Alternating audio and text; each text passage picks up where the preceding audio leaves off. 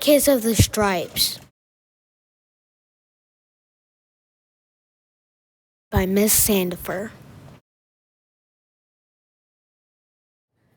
Hi, I'm Miss Sandifer. I'm the principal here at Jefferson Elementary, and I'm going to read to you today A Bad Case of Stripes by David Shannon.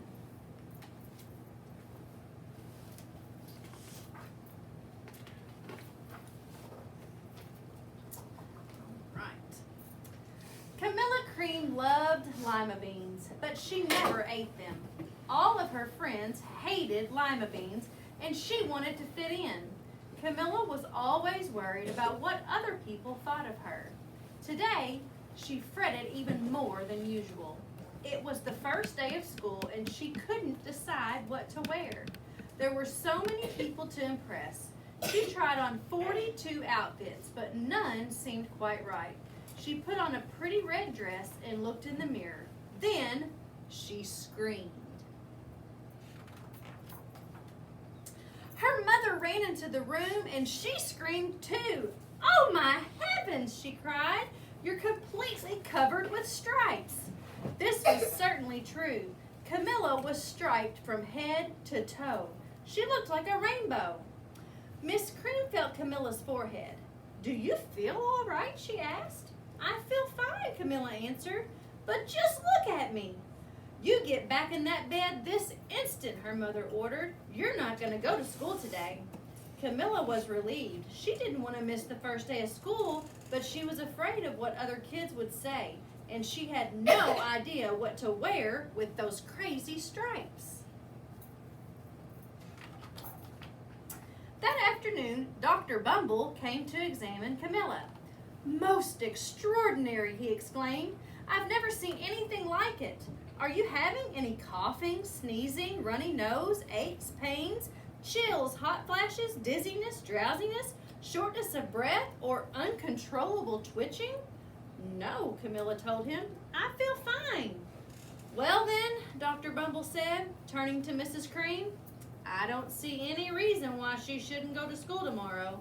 Here's some ointment that should help clear up those stripes in a few days. If it doesn't, you know where to reach me." And off he went. The next day was a disaster. Everyone at school laughed at Camilla. They called her Camilla Crayon and Night of the Living Lollipop. She tried her best to act as if everything were normal, but when the class said the Pledge of Allegiance, her stripes turned red, white, and blue, and she broke out in stars.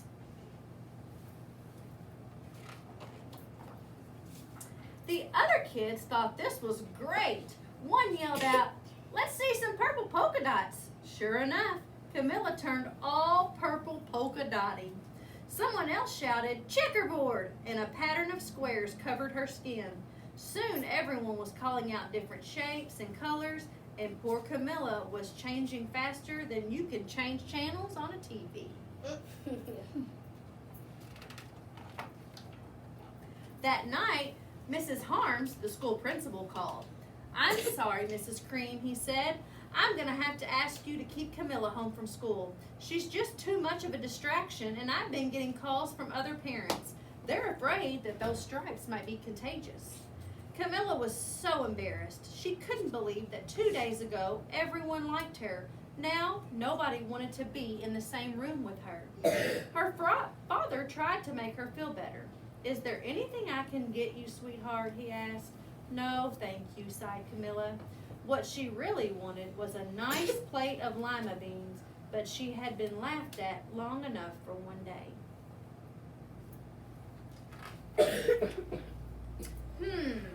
"Well, yes, I see," Dr. Bumble mumbled when Mrs. Cream phoned the next day. "I think I'd better bring the specialist. We'll be right over."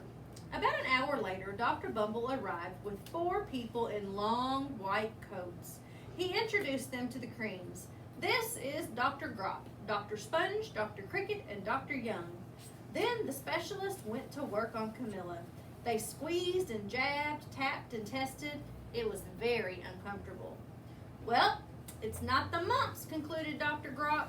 "Or the measles," said Dr. Sponge. Definitely not chicken pox, put in Dr. Cricket. Or sunburn, said Dr. Young. Try these, said the specialist. They each handed her a bottle filled with different colored pills. Take one of each before bed, said Dr. Gropp. Then they filed out the front door, followed by Dr. Bumble.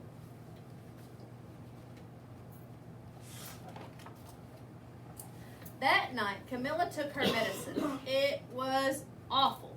When she woke up the next morning, she did feel different, but when she got dressed, her clothes didn't fit quite right. She looked in the mirror, and there, staring back at her, was a giant, multicolored pill with her face on it.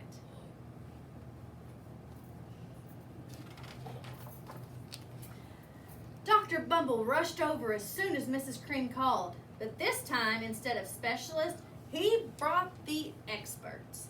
Dr. Gord and Dr. Mellon were the finest scientist minds in the land. Once again, Camilla was poked and prodded and looked at and listened to. The experts wrote down lots of numbers. Then they huddled together and they whispered. Dr. Gord finally spoke. It might be a virus, he announced with authority. Suddenly, fuzzy little virus balls appeared all over Camilla. Or possibly some form of bacteria, said Mr. Mellon. Out popped squiggly little bacteria tails. Or it could be a fungus, added Dr. Gord. Instantly, Camilla was covered with different colored fungus blotches. The experts looked at Camilla, then at each other. We need to go over these numbers again back at the lab, Dr. Gord explained. We'll call you when we know something. But the experts didn't have a clue, much less a cure. By now, the TV news had found out about Camilla. Reporters from every channel were outside of her house telling the story of the bizarre case of the incredible changing kid. Soon, a huge crowd was camped out on her front lawn.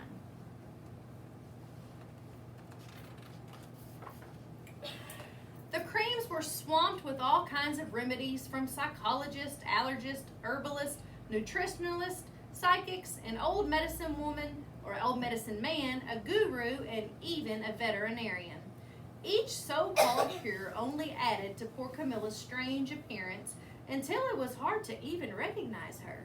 She sprouted roots and berries and crystals and feathers and a long furry tail, but nothing worked.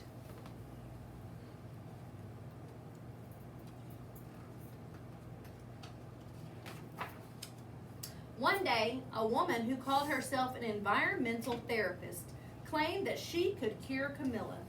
Close your eyes, she said. Breathe deeply and become one with your room. I wish you hadn't said that, Camilla groaned. Slowly, she started to melt into the walls of her room. Her bed became her mouth, her nose was a dresser, and 2 paintings were her eyes. The therapist screamed and ran out of the house.